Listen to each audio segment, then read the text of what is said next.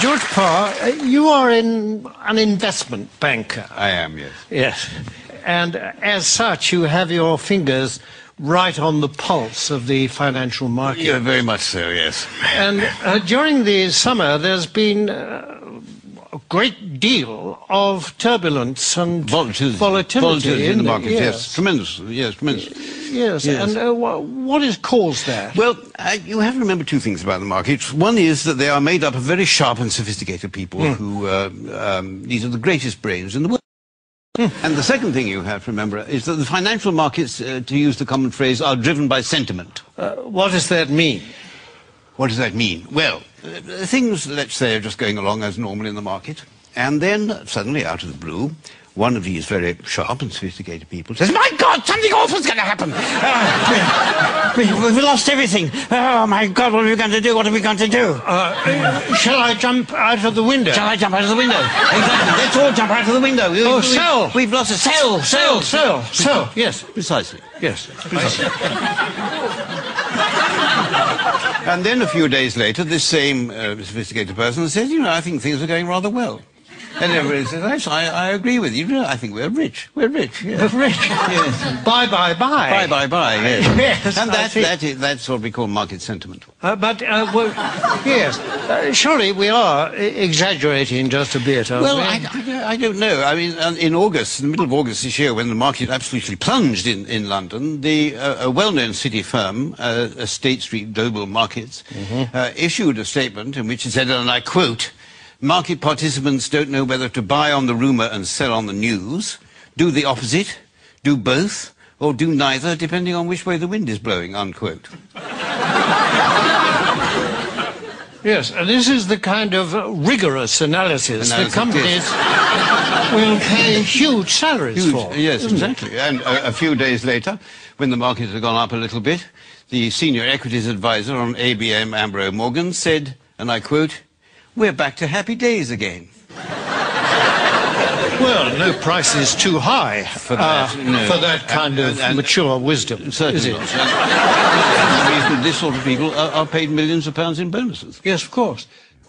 During this summer, there have been actual causes behind the volatility in the markets, haven't there? I mean, specifically and especially in America, granting vast numbers of mortgages to people who can't afford them on properties which are diminishing in value. It's the so-called subprime situation, yes. The subprime market. Yes. How does that work, in fact? Well, imagine, if you can, say, an unemployed black man sitting on a crumbling porch somewhere in Alabama in his string vest, and a chap comes along and said, "Would you like to buy this house before it falls down? And why don't you let me lend you the money?" And is this chap who says this, is he a banker? Oh, no. He's a mortgage salesman. His income depends entirely on the number of mortgages that he can arrange. So his judgment to arrange mortgages is completely objective? Completely objective, yes, absolutely. It would. Yes. And what happens next? Well, then this debt, this mortgage, is taken, bought by a bank and packaged together on Wall Street with a lot of other similar debts. Without going into much detail about what is actually... Without going into any detail, no, it's far too boring. And so this is put into a package of debt, and then it's moved on to Wall Street, and it's extraordinary what happens then, that somehow this package of dodgy debts stops being a package of dodgy debts and starts being what we call a structured investment vehicle. And SIV? An SIV, exactly, yes. Yes, I see. And then someone like you comes along and buys it. I buy it, yes, and then I will ring up, I don't know, somebody in Tokyo and say, "Look, I've got this package, do you want to buy it?" And they say, "What's in it?" And I say, "I haven't got the faintest idea." And they say, "How much do you want for it?" And I say, $100 million. And then they say, "Fine, that's it." And that's the market.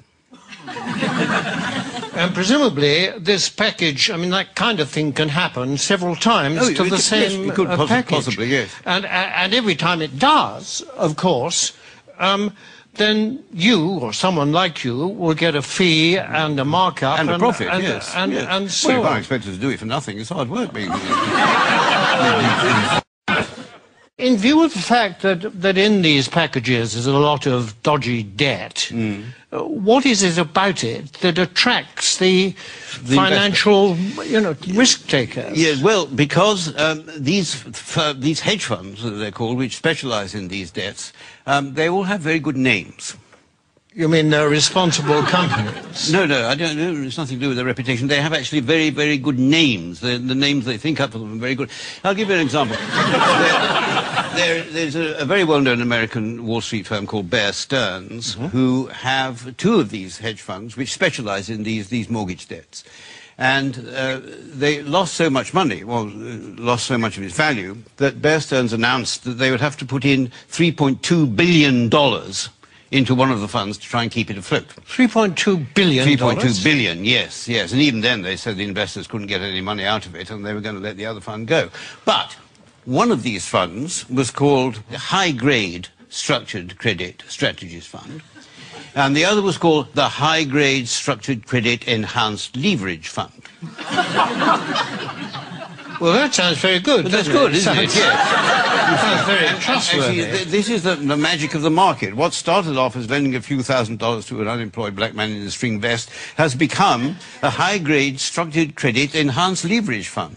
I like the sound of it. It is good. Well, it sounds very trustworthy. I mean, it's got good words in it. It's got words like high. High is good. High is good. Yes. Better than low, anyway, isn't it? Yes, absolutely. And structured is another good word. Very good. Enhanced is... I love enhanced. Enhanced is very good. I mean, I'd buy anything if it said enhanced. Absolutely, yes. Yes. It might have been different if it said the unemployed black man in the string vest fund, but yes, because then alarm bells might start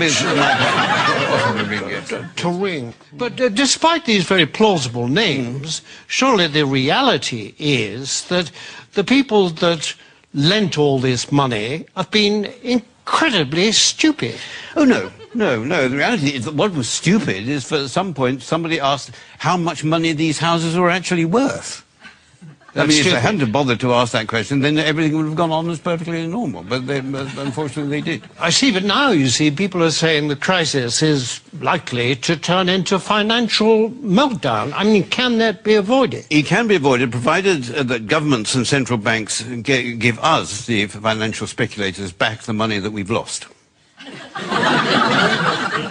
But isn't that rewarding greed and stupidity? No. It's rewarding what the Prime Minister Gordon Brown called the ingenuity of the markets. That is I see. And we don't want this money to spend on ourselves. We want this money just to go into the market so that we can carry on borrowing and lending money as if nothing had happened without thinking too much about it. Yes, but if the worst came to the worst and you didn't get this money, what then? Well, then there'd be another market crash, and then I would say to you what people like me always say, that it's not us that will suffer, it's your pension fund. Thank you very much, George Parr. A pleasure.